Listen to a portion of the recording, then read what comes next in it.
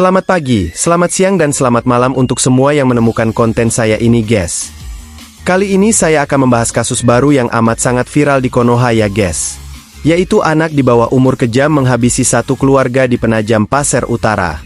Bagaimana kronologi dan apa motif pelaku pembunuhan satu keluarga tersebut? Mari kita simak selengkapnya. Kasus pembunuhan berencana satu keluarga di Penajam Pasir Utara, Kalimantan Timur, yang dilakukan pelaku remaja berusia 16 tahun memicu pertanyaan besar soal apa hukuman yang setimpal bagi pelaku anak yang berbuat kejahatan luar biasa. Pembunuhan ini juga memunculkan pertanyaan tentang apa tanda-tanda kekerasan berbasis gender atau femisida. Pasalnya kepolisian menyebut salah satu motif pelaku melakukan pembunuhan karena cintanya yang ditolak oleh korban RJS, 15 tahun. Pengacara keluarga korban, Bayu Mega Malela, mengatakan apapun motifnya, tindakan pelaku merupakan kejahatan luar biasa dan patut dihukum seberat-beratnya. Kapolres Penajam Pasir Utara, PPU, Supriyanto, mengatakan kasus pembunuhan terhadap satu keluarga beranggotakan 5 orang di Desa Babulu Laut, Kecamatan Babulu. Polisi menyebut kasus ini berhasil diungkap kurang dari 2 jam setelah kejadian perkara. Pelaku, sambung polisi, merupakan seorang remaja berusia 16 tahun berinisial J dan masih duduk di bangku kelas 3 Sekolah Menengah Kejuruan, SMK. Dari pengakuan pelaku, sebelum melakukan aksinya dia sempat melakukan pesta minuman keras bersama sejumlah temannya. Kemudian sekitar pukul 12 malam, pelaku pulang diantar oleh temannya. Namun begitu sampai di rumah, muncul niat untuk melakukan pembunuhan. Supriyanto melanjutkan, pelaku lantas mengambil sebilah parang sepanjang 60 cm di rumahnya dan pergi ke rumah korban yang jaraknya sekitar 20 meter. Sebelum masuk rumah pelaku disebut sengaja memadamkan listrik di rumah korban. Di rumah itu ada 5 anggota keluarga yakni Waluyo, 35 tahun, ayah dan kepala keluarga, SW, 34 tahun, ibu, RJS, 15 tahun, anak perempuan pertama, VDS, 11 tahun, anak kedua laki-laki, dan ZAA, 3 tahun, anak laki-laki bungsu tapi pada malam itu, Waluyo sedang tidak berada di rumah. Usai memadamkan listrik, pelaku masuk lewat jendela dan tak lama kemudian, Waluyo masuk rumah. Disitulah pelaku langsung menyerangnya dengan parang. Jadi setelah sampai ayahnya langsung ditimpas, dihabisi dekat pintu. Ibunya bangun kemudian ditimpas juga. Kemudian anaknya bangun ditimpas lagi, ujar Supriyanto dalam konferensi pers. Lalu anak yang pertama di kamar sebelah, terakhir untuk memastikan bapaknya, yang masih hidup, ditimpas lagi. Polisi menyebut setelah pelaku melakukan pembunuhan, dia disebut memperkosa RJS yang sudah tak bernyawa. Kalau dari pengakuan pelaku, korban, anak pertama, sudah meninggal baru diperkosa. Jadi posisinya korban ditemukan dalam kondisi setengah telanjang, hanya mengenakan baju. Selain membunuh, memperkosa, pelaku juga mencuri ponsel dan uang korban. Setelahnya dia pulang ke rumah, berganti pakaian dan membersihkan parang yang dipakai untuk membunuh. Dia lantas berpura-pura melaporkan peristiwa itu ke kakaknya, kemudian mengadukan ke ketua RT. Pelaku juga sempat menunjukkan luka di tangannya untuk meyakinkan polisi bahwa dia sempat berkelahi dengan orang yang tak dikenal itu.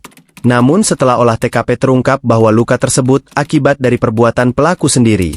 Ada, kena parang. Ternyata tangan kanannya itu, luka, pada saat menimpas bapak korban karena parang itu tidak ada gagangnya sehingga kena tangannya sendiri. Polisi mengatakan 5 korban yang tewas itu rata-rata mengalami luka di bagian kepala. Apa motif pelaku? Supriyanto menuturkan berdasarkan penyelidikan motif awal pembunuhan ini karena sakit hati atau dendam. Kata dia, antara pelaku dengan keluarga korban sempat ada cekcok yakni masalah ayam.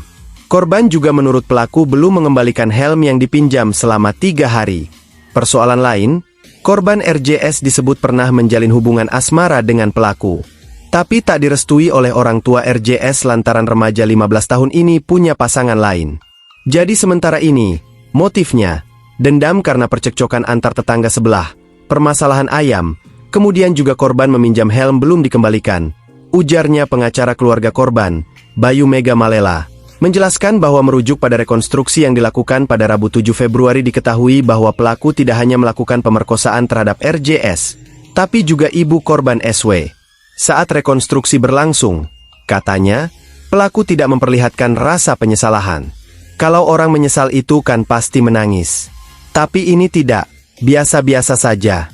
Kalau kami sebut psikopat anak ini, Ujar Bayu kepada wartawan Hasanuddin yang melaporkan untuk BBC News Indonesia. Intinya si pelaku merasa memiliki si perempuan. Karena konstruksi gender di masyarakat yang menempatkan maskulinitas, si laki-laki meyakini bahwa dia adalah subjek utama yang harus didengar pihak perempuan. Pemantauan Komnas Perempuan terhadap pemberitaan media daring sepanjang 2019 jumlah kasus femisida memprihatinkan yakni 145 kasus. Kemudian sepanjang Oktober 2022 hingga November 2023, terdapat 159 pemberitaan yang mengindikasikan tindakan femisida. Apakah ada cara mengenali pelaku femisida? Andi Entriani mengatakan tak ada ciri saklek yang bisa menentukan apakah laki-laki tersebut akan melakukan kejahatan femisida. Tapi setidaknya bisa dikenali dari perilakunya. Kalau dalam hubungan berpacaran, bisa kita lihat apakah dia posesif yang berlebihan. Ini bisa menjadi alarm dini yang harus diperhatikan, apalagi jika menimbulkan pembatasan-pembatasan yang tidak nyaman.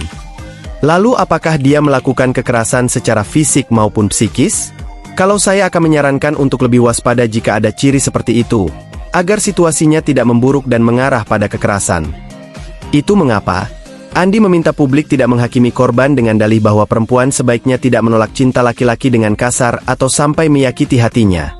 Sebab yang menjadi inti masalahnya adalah pemahaman keliru laki-laki yang merasa bahwa perempuan adalah barang yang bisa dimiliki. Jadi selain mengoreksi cara pandang konstruksi gender, kita semua harus melakukan deteksi dini dari perilaku-perilaku yang bisa berakibat fatal. Apa hukuman yang setimpal untuk pelaku? Andi Entriani tetap meminta polisi menyelidiki kasus ini dengan objektif. Menurutnya, pernyataan polisi yang menyebut pelaku melakukan kejahatan karena dalam kondisi pengaruh minuman keras tak bisa dibenarkan. Pelaku minum minuman keras sebuah peristiwa sendiri, tidak berarti dia di bawah pengaruh alkohol lebih beringas. Tapi situasi dia ingin melakukan kekerasan sudah hadir duluan sebelum peristiwa minum minuman keras itu, tegasnya. Sama seperti pemerkosaan, pelaku bilang karena habis nonton film porno. Justru dia nonton karena pelaku punya dorongan seksual yang ingin disalurkan. Jadi bukan minuman faktor penyebabnya. Dalam kasus ini, Polres Penajam Pasir Utara menjerat pelaku dengan pasal 340 KUHP subsidiar pasal 338 KUHP Yungto pasal 60 ayat 3 Yungto pasal 76 huruf C UU Perlindungan Anak. Ancaman hukuman mati atau sekurang-kurangnya penjara seumur hidup. Ahli psikologi forensik, Reza Indragiri, juga menilai kalau polisi ingin mengenakan pasal 340 KUHP yakni pembunuhan berencana maka unsur yang patut dibuktikan adalah adanya kesadaran penuh dari seorang pelaku kejahatan. Itu mengapa, katanya, polisi harus berhati-hati dalam menarasikan pelaku melakukan kejahatannya karena terpengaruh alkohol, sebab menurut dia, jika pelaku membunuh dalam keadaan mabuk, pasal yang mungkin dikenakan bukan pembunuhan berencana, namun penganiayaan berat. Logikanya orang dalam keadaan mabuk tidak bisa membuat rencana. Perilakunya cenderung menjadi impulsif.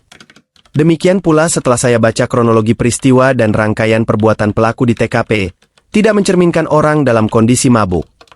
Terlepas dari itu semua, keluarga korban meminta pelaku dihukum seberat-beratnya.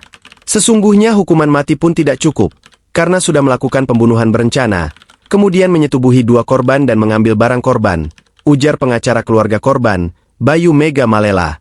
Dikutip dari Indonesia News. Bye-bye.